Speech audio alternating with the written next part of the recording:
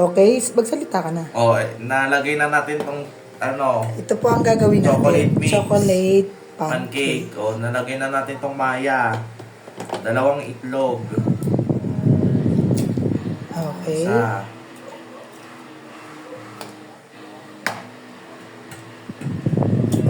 Tapos dito, 2. Okay. Tapos, after nyan, haluin mo. Okay. Haluin mo. Haluin mo na. Ito po gamit niya.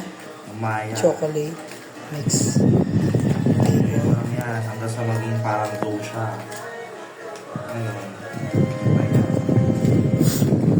Since nagaganyan-ganyan na siya, nagbubuo-buo na siya. Lagyan ng tubig. Dami sa Isang... unti lang. Unti lang. Okay. Pero isang baso yan. Lagay mo doon, hugasan.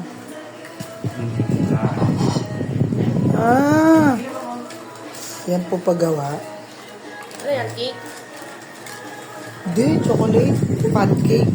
Alam mo dati hindi ko type yung pancake. Pero nung ginawa namin nung una ni Sandra, di ba po kumuha siya?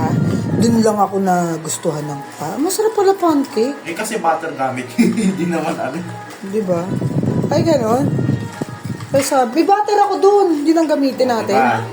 Pag nakuha nyo na yung ganyang consistency, pwede na yan. Eh, paano to? Lagyan mo pa ng tubig. Hindi ko na nga kahit dinalagyan pa ng tubig eh. Ah, ganon. Eh, masyadong tuyo. Hindi. Kasi piprito naman eh. Pero onti pa labnawan natin. Dapat kasi sa pancake, hindi siya malabnaw, hindi siya malagkit. Tama lang. Yung isa kasi fruit cake yun eh. Yung fruit cake naman, ganun lang din. Okay. So anong ibibake mo siya? Yun? Hindi. Oo, ibibake mo yung fruit cake.